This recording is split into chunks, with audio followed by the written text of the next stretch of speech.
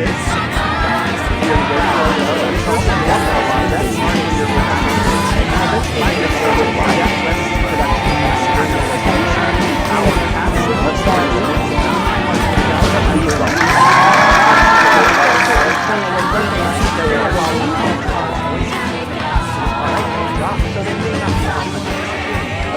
my name is Josh, and the role that I played was Ernest.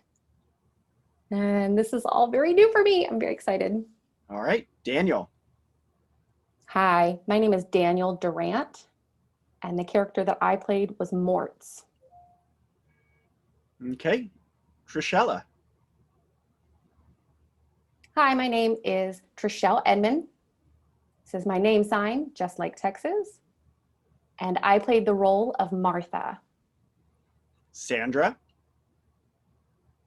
I'm Sandra Mae Frank, and this is my name in sign language, and I played the role of Vendela. Thank you. Amelia. Hi, my name is Amelia Hensley.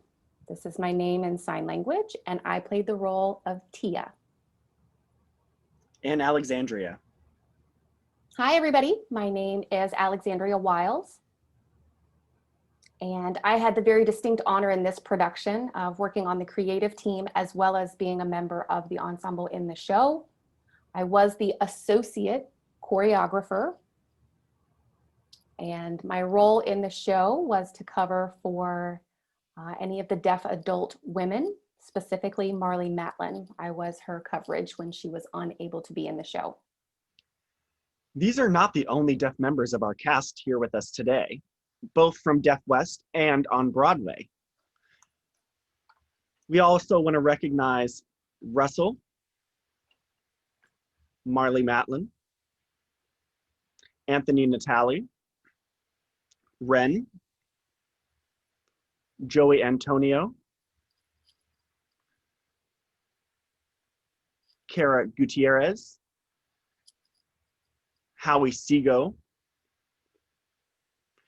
and Hillary Beck.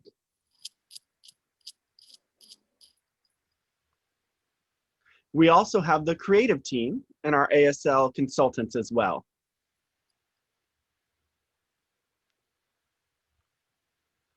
One of our ASL consultants was Anthony Natali. Another was Howard Stern, Linda Bove, and Amanda Green. The director was deaf as well, was Michael. Again, this show came together in 2014. And I want to start by asking what the audition process looked like. This is Daniel. I'm happy to start.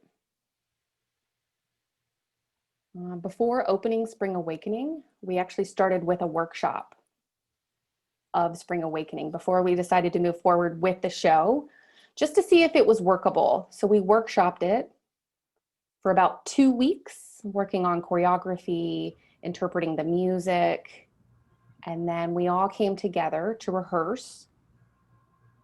And once we felt like we were ready to go ahead and move forward with the production, I was cast as Mortz. So that's how I came to be with Deaf West and Spring Awakening.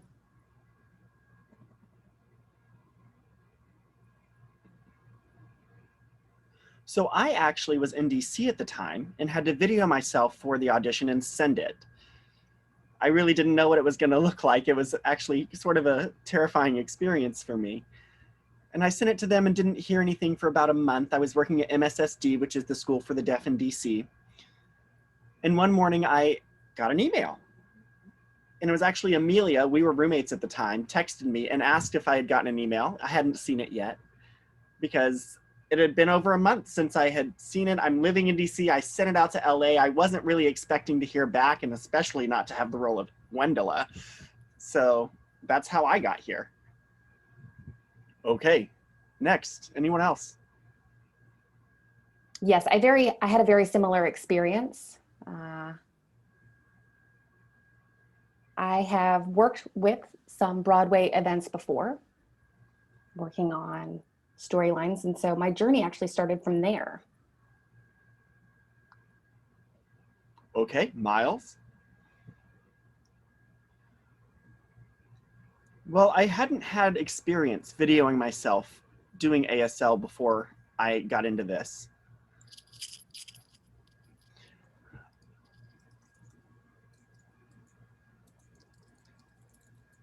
I had been involved locally with several roles in Deaf West Theater before,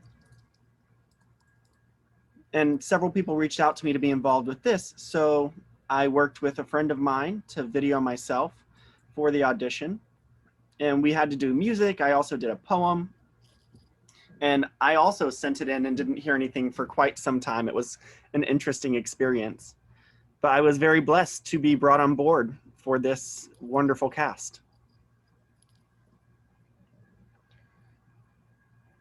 So for those of you joining, Josh is having some technical difficulties, so he may be on and off. Hopefully he will be back with us shortly. Amelia, how did you audition for this? Well, you were required to interpret a song as well as have a passage that you audition with. And I was not great at the music component of it. I had been in a production at Gallaudet, and it was one of my first musical experiences being in that show at Gallaudet. And I wasn't sure how to follow the beat. I really had to work hard on practicing what it was I wanted to interpret the music into. And I was able to get it videoed and sent off. And I knew that I wanted to be a part of this, but I didn't necessarily want to move to LA. And so it all ended up working out really perfectly.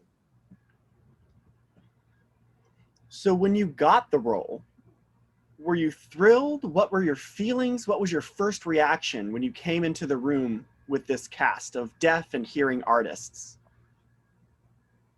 What were your emotions in the creation of this show, Spring Awakening?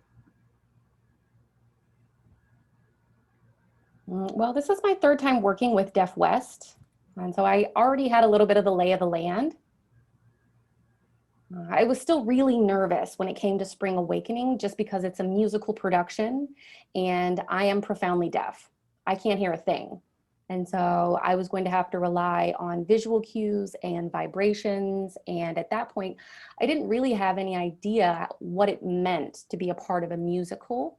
And so they sent me the script and I read over it and I realized that there were even more passages that were music and songs, which then increased my nervousness. And then I got to meet the crew and my fellow actors, and everybody was just passionate and excited about this project. And it was in that moment that I knew I could do it and that I was ready to take on the challenge of learning something new, of how to act and interpret into music. And we came together and became a family.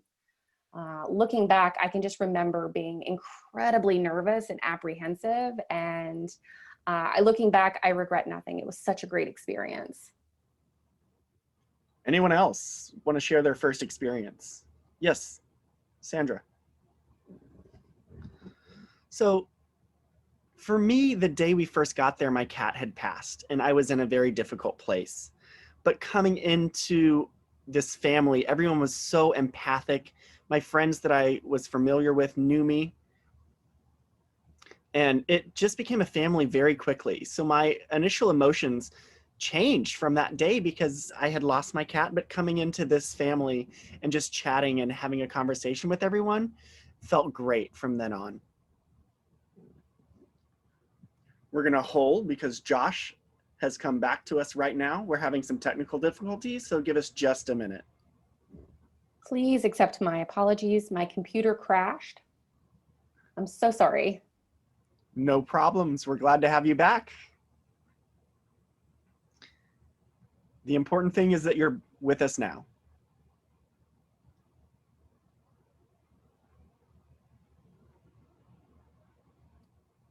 Yes, I was watching it on my phone and I was like, oh, but I'm here. I see you. I want to be a part of this. I'm so sorry.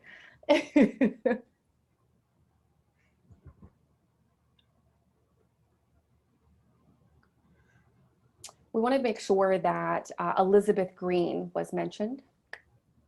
I just wanted to clarify that name. Elizabeth Green, G-R-E-E-N-E. What did I say?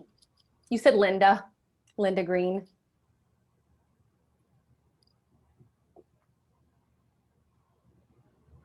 Okay, we are back up and running, and we are live again.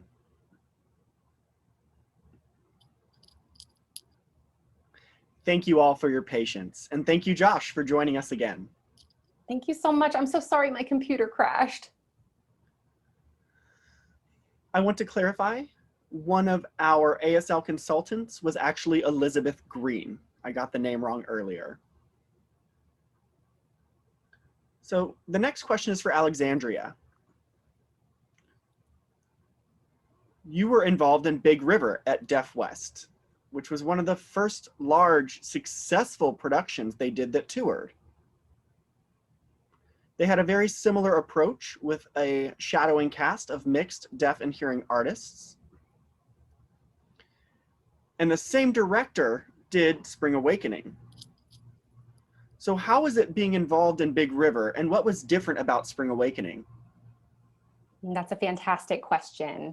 Obviously, they are two very different shows content-wise.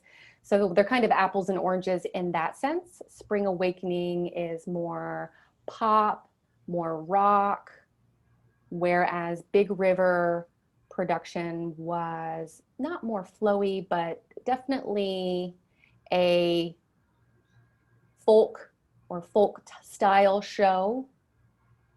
And for Deaf West, part of their mission is specifically to try to combine both deaf and hearing cast members in these shows. So how that combination happens is going to depend obviously on the director. And with Michael Arden, we did the Broadway production of Big River, and there were 4 lives in that one. There was the Broadway, there was the tour, and 2 prior shows to that, and Michael worked on the Broadway production. We ended up kind of going off and living our lives and coming back together for the Spring Awakening project, and it is with great thanks to him and our time together in Big River. Pippin was another show that we were working on, and we wanted to focus on me as a choreographer, as an associate choreographer specifically. It was a completely different energy, a completely different feeling, a different group of artists. And when you were talking to them about their audition process, I didn't audition. In fact, I'm on the creative team. But I can remember my first time meeting most of the cast members. And when you see a younger generation of talent come in, it's really exciting and inspiring. The first day that we all came together, I was a little bit behind in their rehearsal schedule, but it took me no time at all to feel the love from all of the other cast members and really get through those rehearsals. The vision was unique to each show. Both of them had something really special about them. I think each of them were their own gem in a way. Josh, you had a comment. Yeah, I just wanted to comment on what Alexandria said. I agree. I remember meeting her in the rehearsal room the first day, and she was my ASL coach. I was assigned to Alexandria. And she helped me throughout the filming process and rehearsals.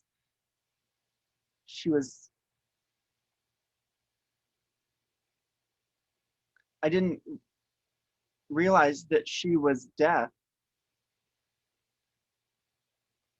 and had worked with Meryl Streep, which just lit my life up. I didn't realize they had performed together.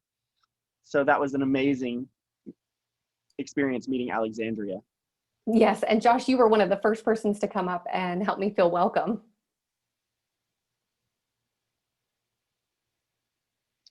So for the LA production, when everyone arrived and got there and you saw that half of the cast was deaf and half of the cast was hearing, and I say this with all due respect, but some of the deaf actors had very little experience. And some had no experience with musicals.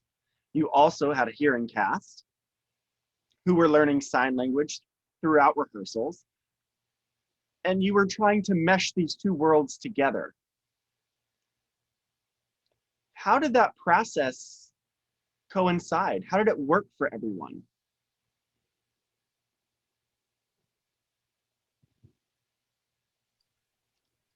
Trishelle? I think most importantly, all of us came to the table with an open mind and an open heart and an open spirit. Everyone was learning on their own as a part of their process. Some didn't come in with the skill already, but definitely had the drive to develop those skills. And there were lots of people who were willing to just engage and come in with that open heart. And we were in a safe space where the creative team and both our hearing and deaf cast members were all really in a place where they were willing to share their passion and come together to tell a story. And that's what we were all there for, was to tell a story. Josh, you had a comment.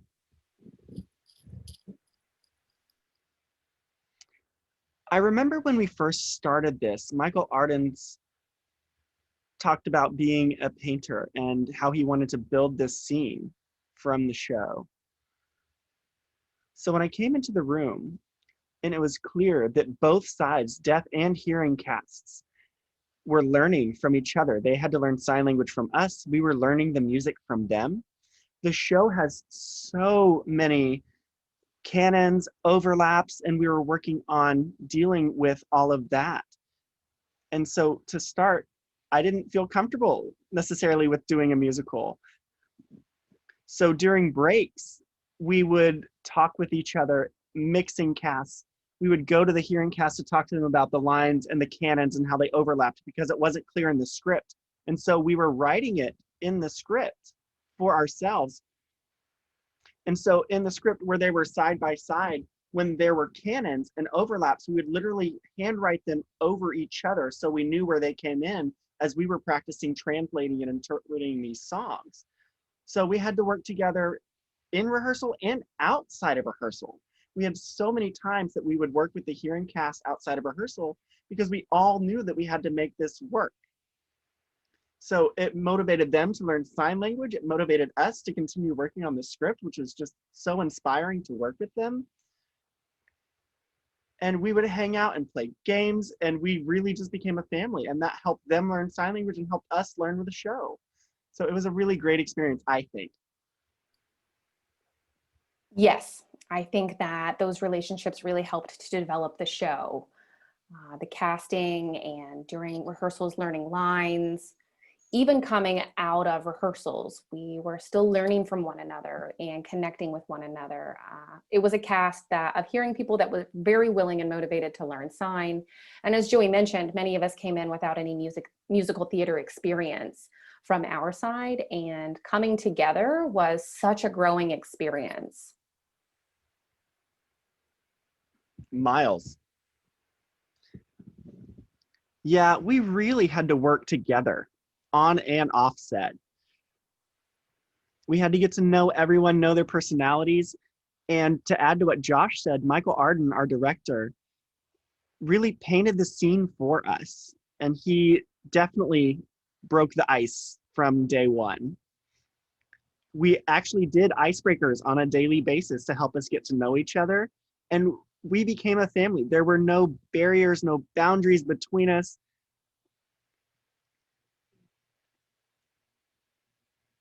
And we shared rooms together. We lived together, and it just was a great experience. So I had no experience with dance or musical theater. And so I was thrilled and thank all of you for helping me be a part of this. I would not have been able to carry this myself without each and every one of your help. So I really appreciate it.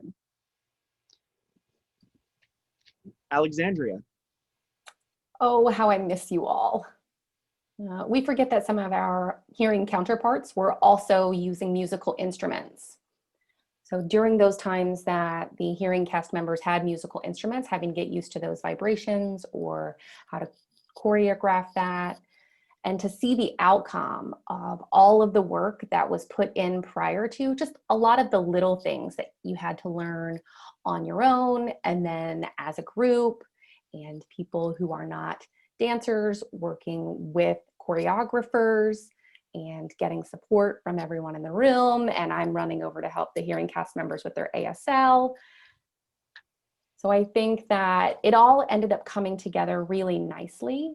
I do think that one of the big advantages that we had was that Michael had already come into this with prior experience and understood what it was like to work with this type of dichotomy. There were 2 prior Deaf West productions that were quite complex in nature, and that really helped kind of lay the groundwork for what we needed to do, the discussions that needed to take place, how we could be most creative and meld this into a cohesive show. I wish we had had some behind the scenes filming because it's really hard to describe what that experience was in the room. It's really hard to understand and put that into language, what that feeling was. I remember when the LA production first started, and I remember seeing advertisements on Facebook and Instagram from Michael Arden talking about raising money to greenlight the show for the production so that they could pay you as actors. I was floored with everyone who moved to LA and found their own places to live and found their own transportation on a dime, paying pennies and peanuts, making it work. So how did you manage doing that in LA for the first time? Yes, Sandra. Okay, When I so moved, I lived with 6 people in like 700 square feet. I don't know. It was such a small place. I had my own room and the living room was divided up between other people and we just made do. But we made it work. There were 6 of us in this very small place. I was living paycheck to paycheck. All of us shared one bathroom. I know a lot of us had that experience, 6 of us sharing one bathroom. So it was really the passion that carried us through, just being a part of this project. It wasn't about fame. It wasn't about any of that. It was just believing that everything would work out the way it needed to.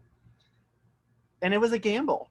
And I said, you know, I'm just going to do it. I rolled the dice and it worked for me because that's theater life, right? We just go for it. I think that Sandra could not have stated it any better. It was the passion that drove us. It didn't feel like work because we had so much fun in the creative process and working together as a team. Having a chance to show off our artistry was priceless. Alexandria. It was simple for me. All it took was trust. I wasn't earning anything in the beginning. The money on Broadway was better, I won't lie. But just being a part of the creative team, we didn't earn anything in the planning stages. So it was just sticking with Michael Arden, taking it step by step, making it work. Because I knew Michael from before, and I knew that he had a great passion, a good vision, and I just trusted in him. It wasn't knowledge, it wasn't logic, it was a gut feeling that this would work out. I remember, if y'all remember the rehearsal in the church basement before we made it to production, we were working in the valley with all of that and our luggage with ICA. And then with the snap of a finger, I think it was like summer in 2014, I already knew we were going to go to Broadway. It was just a feeling that I had. It was a smell in the air. It was an emotion. And I even said to Michael, I believe, that we were going to take this show to Broadway, even that early in the production. Thank you for that, Alexandria. It really ties into my next question. At what point during the show did everyone realize that this was going to be a hit? Josh. This was one of my favorite stories, in fact. When we were rehearsing for the first ICA, we got there the 4th of July and rehearsed until September in a church hall. It was not a theater space. We didn't have any type of specialized lighting. We were having to move the set around that we had on wheels. And then we had to move the piano around and in and out of the building. And finally, we had Michael come and set up some light designing. And as soon as the lights were up, he was like, hey, get over here and start dancing. And so we played some music and had a great time. One of the drummers was creating some really fun beats that everyone could feel and dance to. During those rehearsal times for the show, we rehearsed for about 3 months. And I see everybody watching me and kind of giggling, but we were all put in boxes to sit down and tell the story, what happens, with no props, no prompt, nothing, just tell a story. And you just see people falling into their creative process. And I can vividly remember Trishelle's song about being on the bed and the molestation where all the boys were grabbing at her on the bed. And the bed is spinning and the girls are trying to climb on top and fight the boys. And I can just remember Daniel pretending to be shot in the head and then falling back and everybody immediately knowing to catch him. And there I was crying. I felt like I was in the middle of a funeral for him. And then Sandra. Just to be clear, it was Daniel's character, not Daniel. Oh, yes, of course. And then Vendela, was speaking to another cast member and they were over by the tree. She was with Mortz. And one of the directors came over and kind of pushed them together. And you could feel that kinetic moment of them coming together. And that's the moment that I knew, this is insane. You could tell me to perform this in the rain. You could tell me to perform this on the road. Wherever you needed me to do it, I would be there and I would perform it. Yeah, Josh explained that beautifully. I remember that moment. And I remember in rehearsal where people would just look at each other and like support each other, say we're doing a good job, rehearse our lines and everything together. And I didn't know if our show was going to be a success in the beginning because we're doing musicals with a deaf cast and a hearing cast. I wasn't sure how it was going to work. When we got to a theater finally and we're rehearsing on a stage and we saw standing ovations from our fellow cast members, I was floored. I mean, we all took a bow, of course, but just seeing that standing ovation the first time it happened, I was floored with the audience's response. And it took a lot of work to get there, but that was a transformative moment for me. Seeing how much people enjoyed our performance and our hard work was the moment I knew this was going to be a hit. We had worked very hard for months to try and show this story very clearly in 2 different languages at the same time. And to see our first opening show, when the curtain closed, all of that applause, that standing ovation, is a moment that I will never forget. So I have a question for both Amelia and Daniel. You both had a very powerful song together. Both of you being profoundly deaf,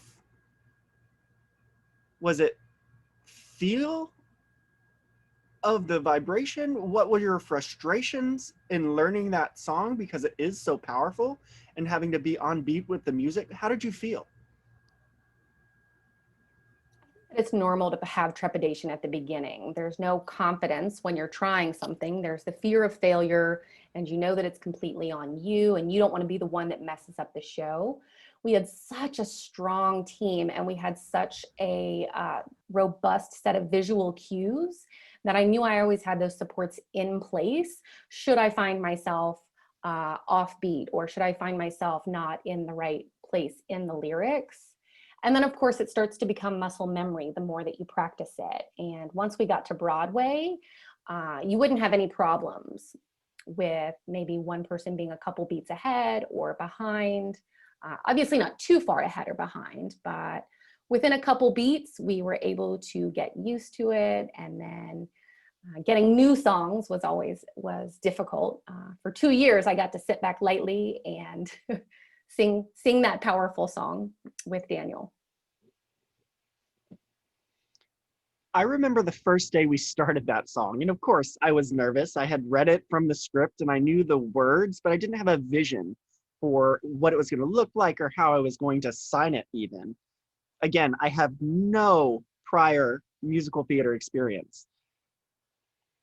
And I was working with my ASL coach, Elizabeth Green. And I believe that she's a hearing interpreter with deaf parents.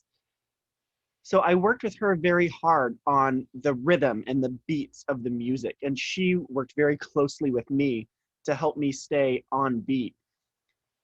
And since I've been in theater, I've done 3 different cues with that cast. And so they would cue me to which line we were on at what point. And if I got ahead or behind, they would also cue me where we were.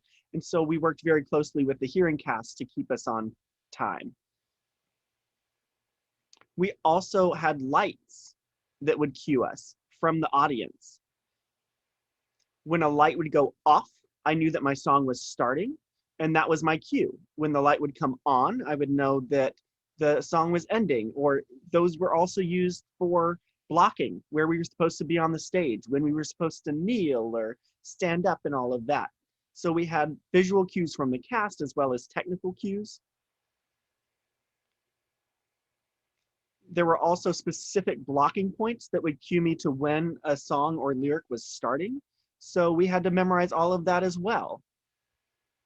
So the choreography itself was cues for us to stay on beat. There was so much that went into this, but after rehearsing for months and doing the show for a long time in California, then Broadway, we had it memorized. And these were things that the audience would have never noticed. It was just in the choreography. It was built into the show. Yes, Alexandria. Thank you so much to Amelia and Daniel for stating that. There are a lot of things that happen behind the scenes that the audience wouldn't see. There were a lot of cues to prompt people as to when they came in, and what those cues were had specific meaning. So you had to familiarize yourself with that. But we were really smart with this ensemble of artists. They were so passionate about their relationship, even with each other. Deaf to deaf, deaf to hearing, hearing to hearing. Really, everyone connected in a really strong way. And on stage, everybody had worked as a cohesive unit. And it was just such an inspiring thing to see people commit to the work as well as commit to one another. There were a lot of points where we were building tension throughout the show, or we had other cues built in and ways of communicating on stage if something happens, if you get too far behind in the music. There were built-in cues for those moments as well. And it was just such an amazing experience to see everyone come up and be really hardworking professionals and come together as an ensemble. It was an amazing thing to see. Amelia? Yeah, so there's one scene where we had the chair that I lifted over my head. And when that happened, I had to make sure that everyone was spread out, and I had to count how long that was supposed to happen. I had to count in my head. It stressed me out every time to make sure that I had it right. I have a question for Miles. You mentioned before that you had no theatrical experience before this show. You had some film experience.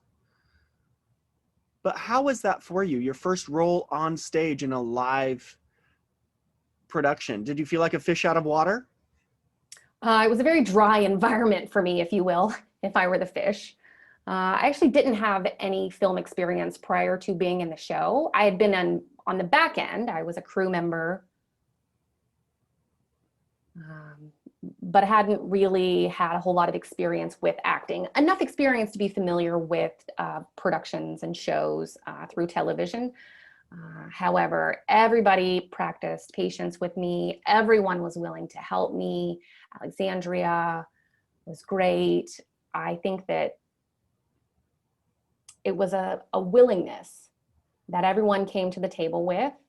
I didn't come in with any type of preconceived ideas that this was something I would understand or be able to do. Like was mentioned, I really came in with an open mind and an open heart and grew as a professional and gained an amazing experience and really felt like that was the moment that I came into myself as an actor. Growing up, I had always been interested in it, but really this was the first time I got to walk in those shoes, right?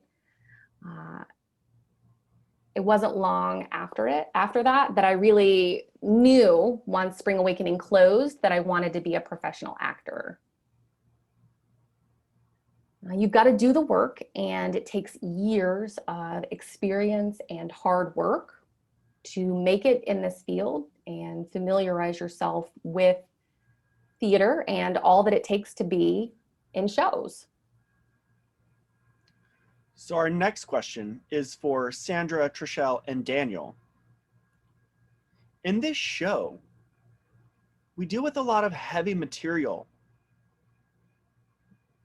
We talk about language deprivation, parental abuse, rape, teenage pregnancy, death, murder, all of these things. It's a lot to put into one show.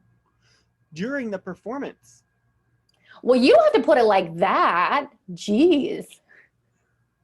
Well, but this performance, 8 days a week, basically, because you had multiple shows on Wednesdays and Saturdays. How did you take care of yourselves mentally?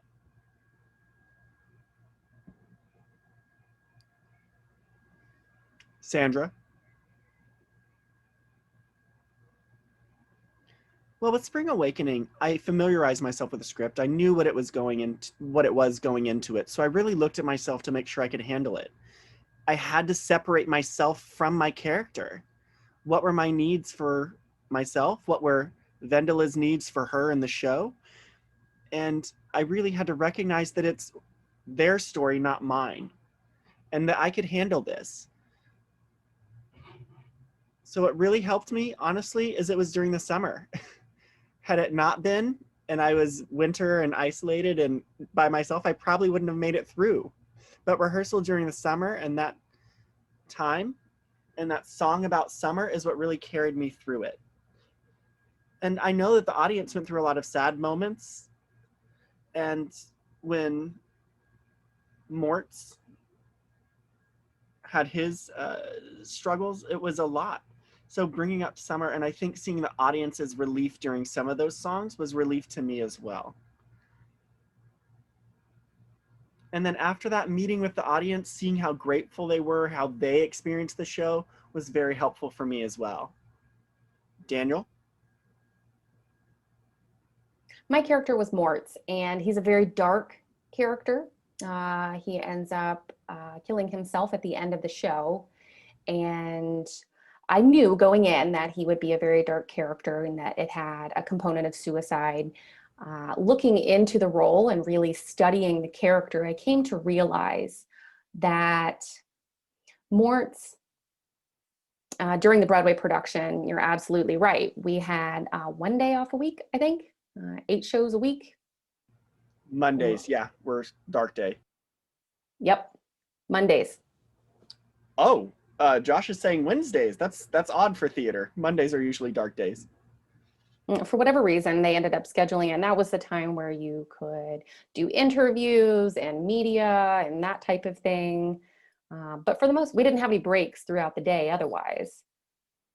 But spending that much time with a character and really falling into that role, I had a kind of method acting approach and I think that it affected who I am as a person today. And he's unfortunately depressed a lot and doesn't really socialize. He's a bit of a loner. And to break myself from those feelings, I would go back into the real world and do things like play video games and whatever else to really break myself from that character, do something out of personality for him. And being able to kind of break out of that, remember myself, that I am Daniel, was a bit of a struggle for me, at least initially, but I'm very thankful that I really took an in-depth look at who that character was. And when he commits suicide, it is a very dark, ugly world, and he feels helpless, and he just feels stuck or trapped, like he has nowhere else to go or no other option. And to have to go through that, I wanted to give that character the utmost respect. And I could really understand what it's like for that character to have to go through that type of feeling. And so I really, if there's anyone, people who I spoke with, people who who taught me a lot about depression and suicidal ideations, what people's thought processes are during that time. And so I'm very thankful for people opening up and offering me that. Trishelle, anything you'd like to add? Well, for my character, honestly, I understand. My character really hit it home because of the molestation from her father and what happened with her mom. So that character sort of, well, for me personally, reminded me a lot of what it means to be a fearless person. And so it took a lot internally that I've experienced as well to be able to tell her story. I think that character just has a lot of beauty. And I'm very thankful that I was in the dressing room with Amelia and Sandra because we were able to talk about a lot of things. I don't want to say we were always going with like Hakuna Matata, but it just, being in the same room with them allowed me to release a lot, and also to put myself out there with them allowed me to be myself and realize that, you know, it's okay. We have these struggles through life, but it doesn't have to be a problem. Thank you for sharing. Alexandria. There's a lot of powerful themes that come up throughout this story. One of them that was mentioned was language deprivation. And I want to highlight that that is not in the original script.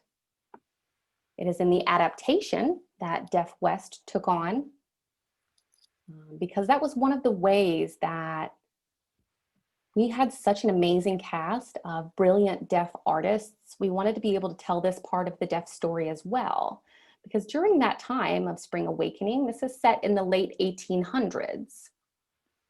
That aligns a lot with the deaf experience of oppression and the deprivation of language that deaf people were experiencing at that time, being separated from their families and having to go to residential schools.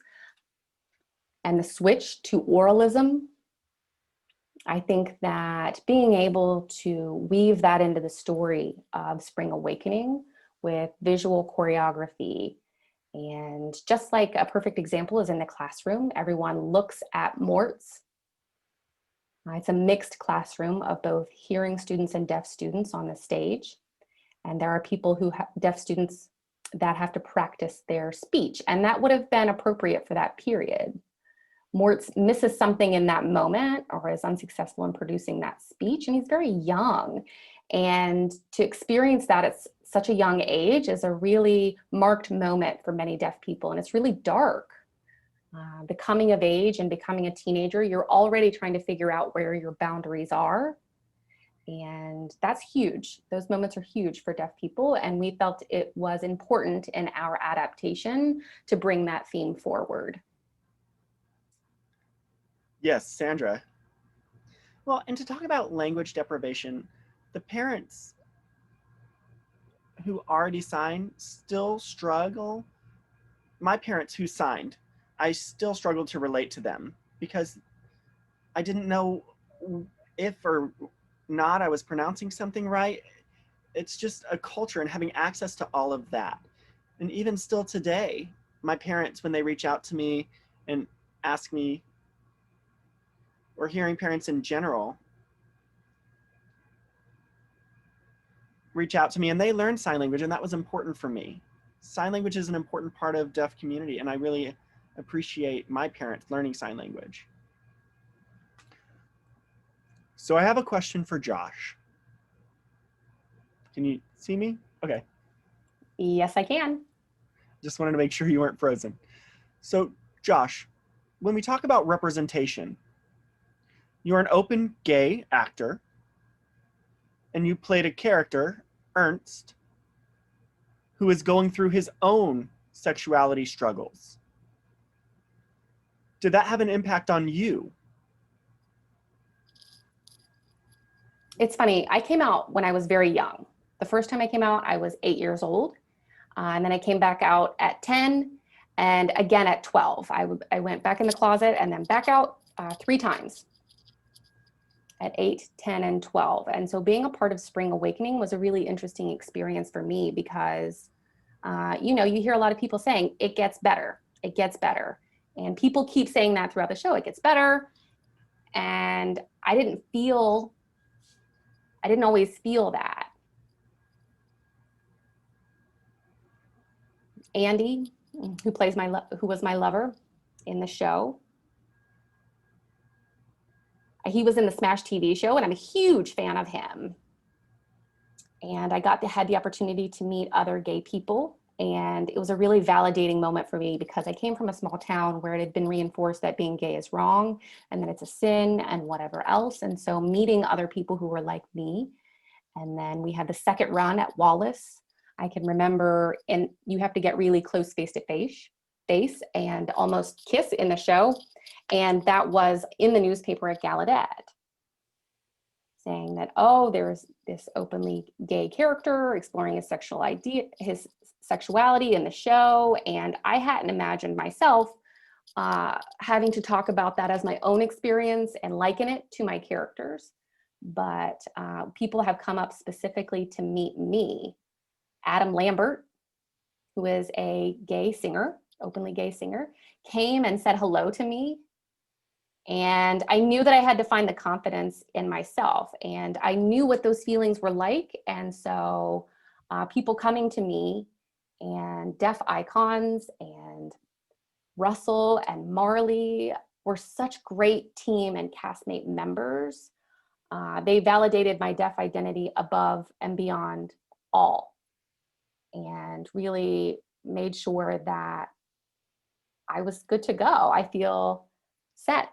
The whole experience was really validating for me.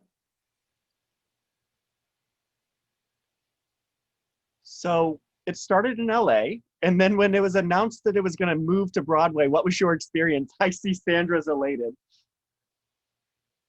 Amelia, I was shocked. I had just cut my hair, and I was like, oh my gosh, for this character, I couldn't have short hair. So we actually had to put in wigs and extensions for my character. Miles is saying, when I got to Broadway, I thought I'd have some money and make it rain. When I told my family that I wanted to be an actor and that I was leaving Gallaudet, it was after only a year that I ended up leaving Gallaudet University.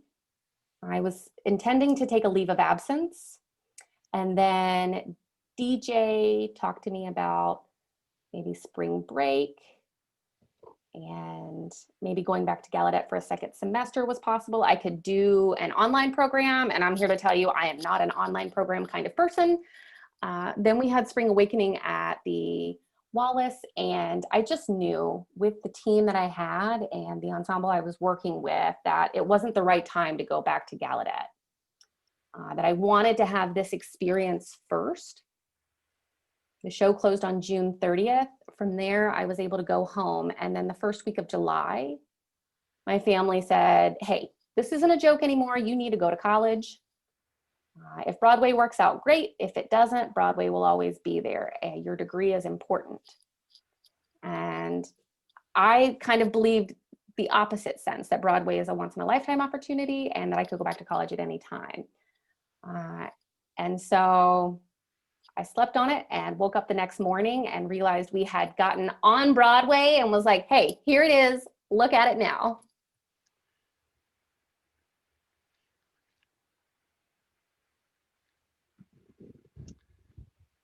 Yeah, it wasn't even a month.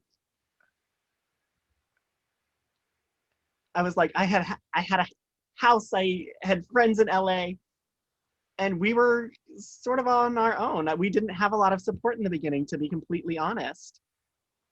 So we did everything we could to make it through. I was broke. I was living in a place with 6 people, like I said.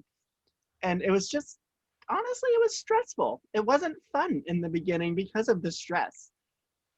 We didn't know how we were gonna make it. I didn't know how I was gonna pay for my flight out to LA. I had a cat at the time, so I didn't know what I was gonna do. And then when I heard we were on Broadway, I had to do it all over again. We had to find a new place. I had to figure out what to do with my cat. We had to get our own flight out there, but we made it. Alexandria. People often assume that Broadway is this glamorous lifestyle, and I'm here to rectify that misconception. There is a lot that happens that is less than glamorous. At the Wallace Theater, the show opened and we were able to almost immediately, I went back home to New York, right? When we got the call to go to New York, they wanted us to start rehearsals in August. And so it was a bit of a shock how quick it happened. It was about 6 weeks from the Wallace Theater to get to New York and get the Broadway show up and running. We were able to take care of almost everyone pretty quickly. There were some additions and some changes that happened, but most characters stayed consistent. It was quite the experience, but we were able to pull it off. Well, and I think our show held its own, going that quickly from LA to Broadway with a few cast changes happening with like a month or so. I think our show held its own and did very well. And that's not normal. We made it work. Josh.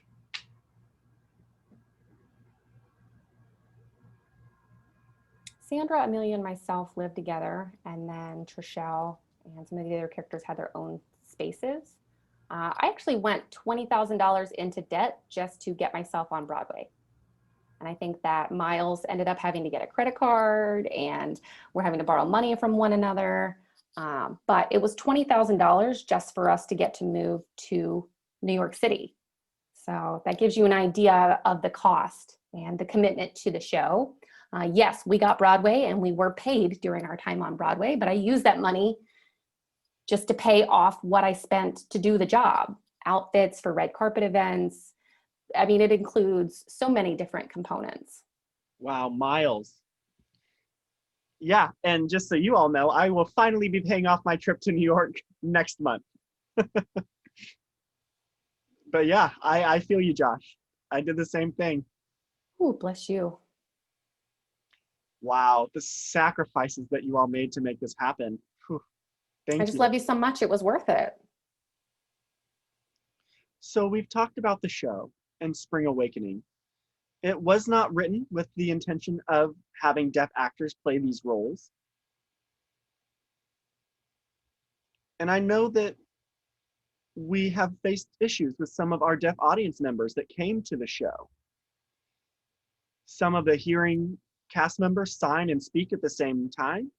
And that was a critique of the show, which made it harder to follow for our deaf audience members. On top of that, when you're reading the script with the lyrics, Joshua mentioned how the canons are hard to follow. It's very vague, and some of it is very artistic and abstract. So it was difficult to translate some of this into choreography, into sign language. I remember reading an article with a deaf woman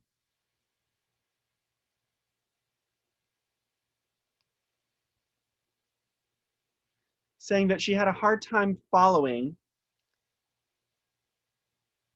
the show because of how it was translated and didn't feel like she had gotten the full experience, which I can understand.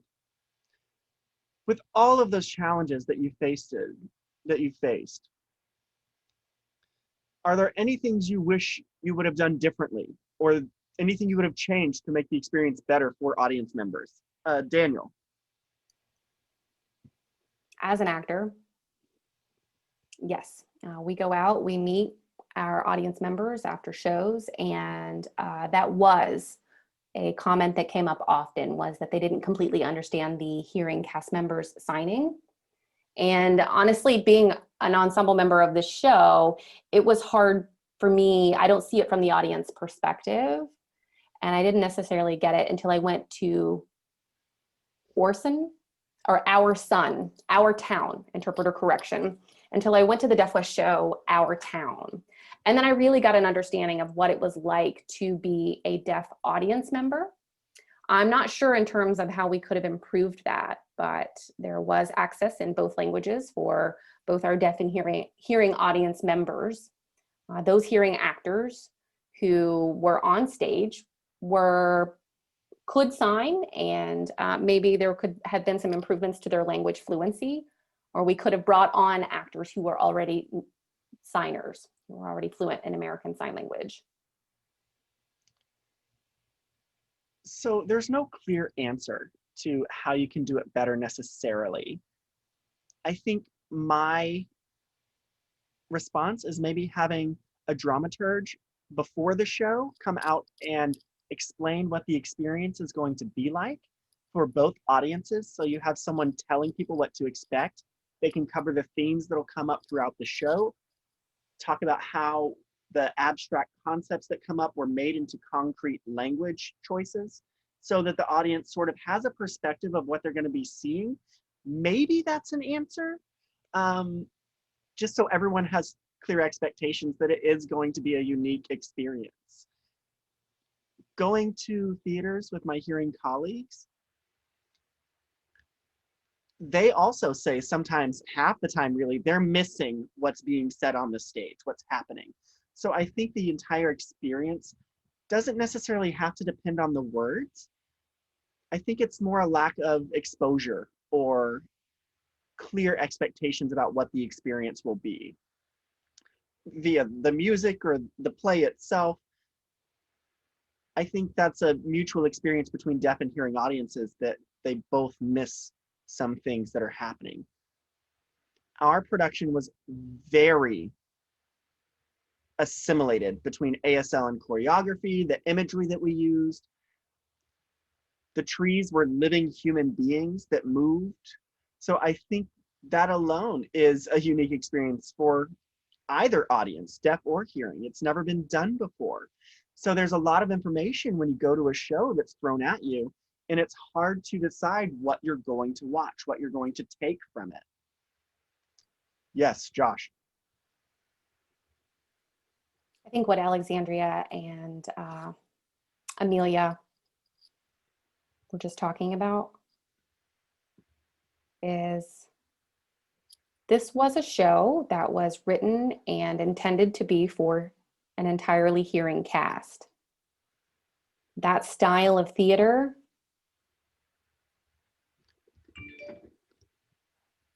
Commedia dell'arte.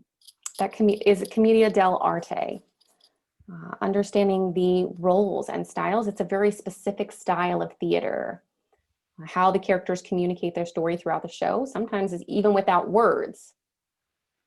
That some are performing with masks and they only communicate through their body language. There are different types of acting theory. Michael Arden has a directing style. You can see 3 of his works, Spring Awakening, at the Lincoln Center Library. I went and watched that myself because I wanted to know what the show was about. And I can see that more now. And then there was Once on This Island and The Hunchback. Watching those shows I just want to make sure that you're talking about Hunchback of Notre Dame. Yes, The Hunchback of Notre Dame. Michael Arden's style is a really in-your-face kind of style. We were looking at lack of communication, lack of connection, moments that were hard to understand, and moments that really pushed the audience. And that could be triggering for a deaf audience member because we experience that so often. We don't have to go to a theater to emote that emotion, right? We are deaf people existing in a hearing world. And a lot of people are looking at one another in the show, and that it starts with a clear understanding. If you can understand Michael Arden's style, then you can really understand that maybe that's not the type of theater for you, or maybe we haven't had access to all of the styles yet. Speaking specifically for myself, I can't speak for other cast members. It's not representative of my internal process, but that's something that the deaf community is learning. And I don't know that the AS.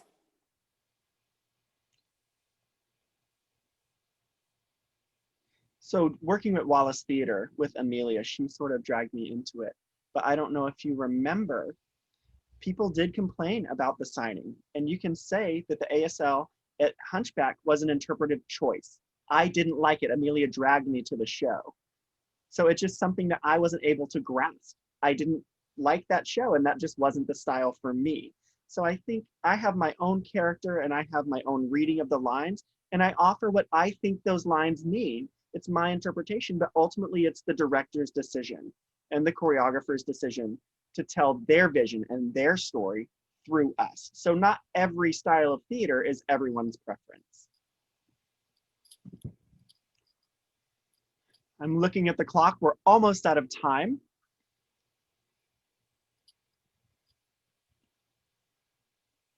When the show closed, I want to wrap up with this. We still see a resonation from that. We see it resonating with the communities. So we are here 5 years later, and we still see the impact of that show. Can you tell me how you see that, if you do? I think I definitely still see an impact. You can see it on Instagram. People are still making art from our production and drawings. You see people taking the music from the show and singing it. I still think that there are impacts happening today, even 5 years later. I miss being a part of the show. And I know that all of our lives have changed since being in the show and being a part of such dark themes with rape and suicide. I see the show as helping us all grow, and I have a connection to the audience through our performance. And I think that it's really stuck with people even today, even hearing individuals who can hear the music and maybe not understand the sign, can still emote that, can still bring that forward. Being able to see it in sign language visually and hear it at the same time was really impactful for those individuals. Yes, Sandra. So just last spring, I was involved in a show, ZEP. Joey's Extraordinary Playlist.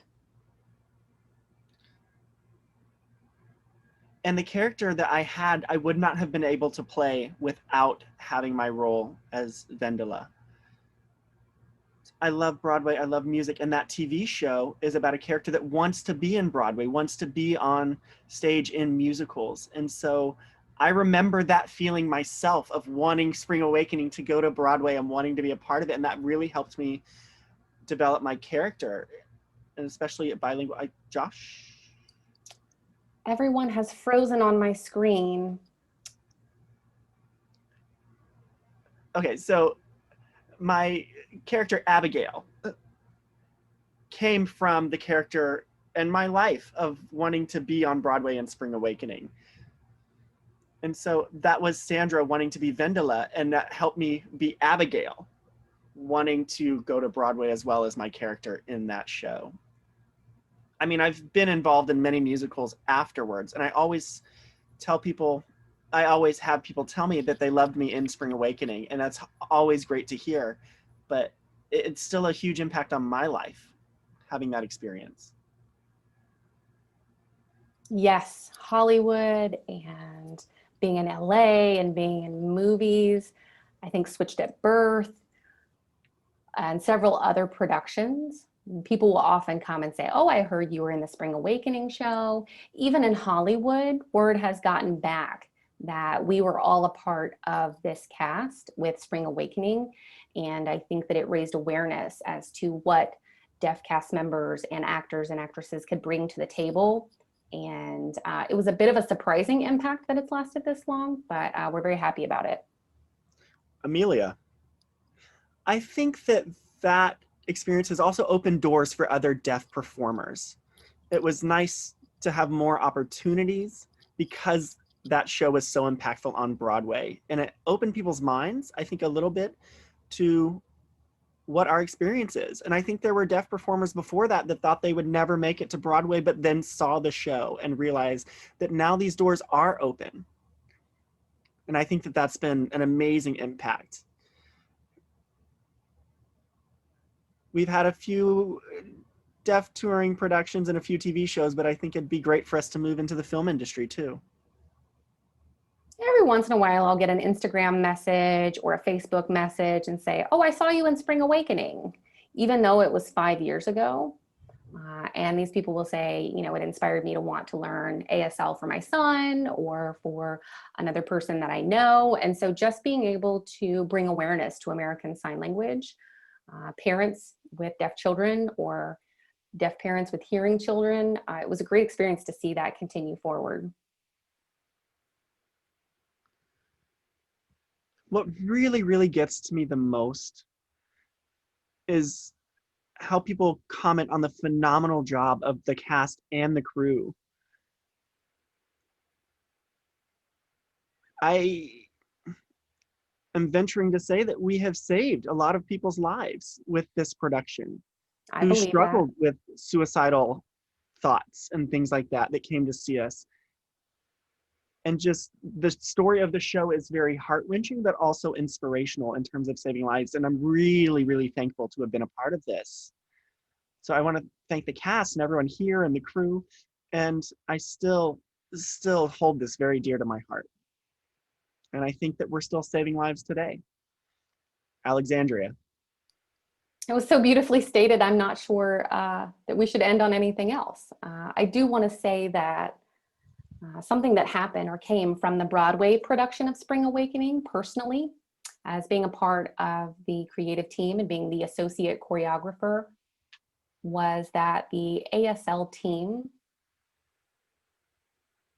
really wanted to make sure that as the producer and choreographer, we also brought in a DASL, a dazzle, to consult for the American Sign Language. There's the executive choreographer. As we would come out, they would bring a piece of choreography, and then the ASL team would bring it in and try to finesse it or try to talk through and provide feedback on what worked and what didn't.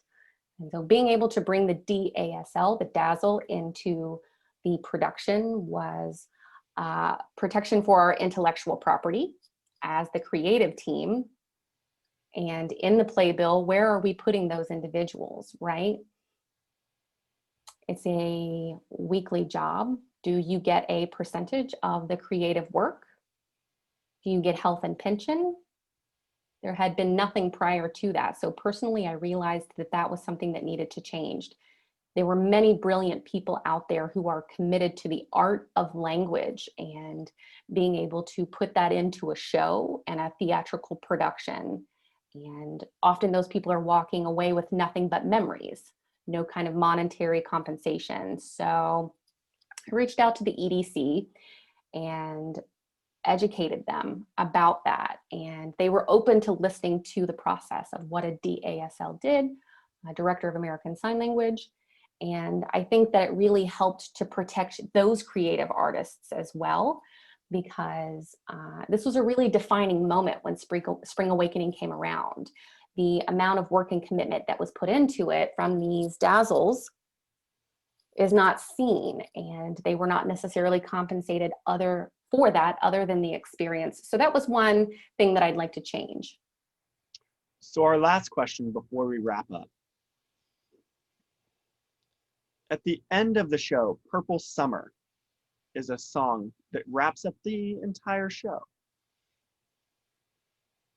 For this specific production, you see the back wall open up beautifully and the trees, and then the cast exits through that door and it closes as the curtain drops. So it's up to a lot of people's interpretations what that means. How do these people's stories end? For you personally, what was your envisioning of your character's end in Purple Summer and in that environment? Miles. Well, it felt like Earth was this living hell of struggles and frustrations, and that some people viewed it as heaven. Some people just viewed it as, for me, it was a release of pain. There's no more pain, no more suffering for my character. It's just light. Embracing the light and walking away from all of this hurt and pain and continuing life on. So that was kind of how I took it, was a sense of letting go, freedom of sorts, an ascension, if you will.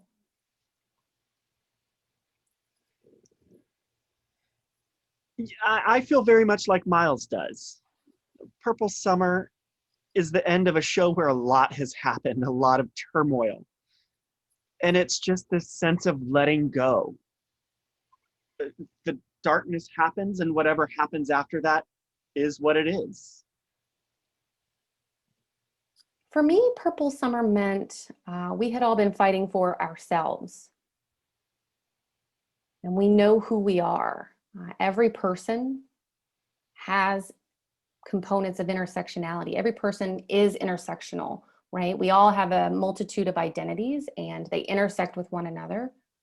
And anytime you feel those points of contention between identities with other individuals, I think Purple Summer represents that hope of investing all of the hard work into self-exploration and connecting with other individuals, having uncomfortable conversations, and moving through that point in life and finding paradise, finding the release of pain.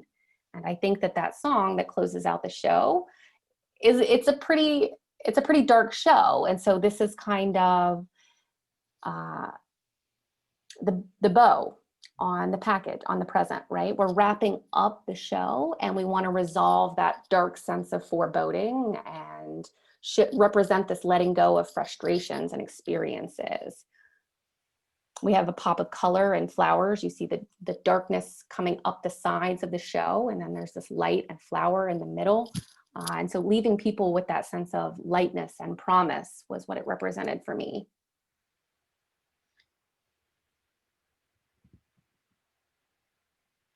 Okay. To wrap up our time for today's panel, I want to say thank you to the cast of Spring Awakening for joining us today. It was an amazing performance, truly. When I watched the show, I felt proud to see my colleagues and my fellow deaf performers who went from, if I can say this, rags to riches, struggling together in Los Angeles, making ends meet, to your debut on Broadway, and still seeing today, 5 years later, the impact that Spring Awakening has had on deaf performers nationwide in the deaf community. I want to thank you all for that and for being the trailblazers that you were. Thank you all for joining us. Please join us again next week. We have a special guest.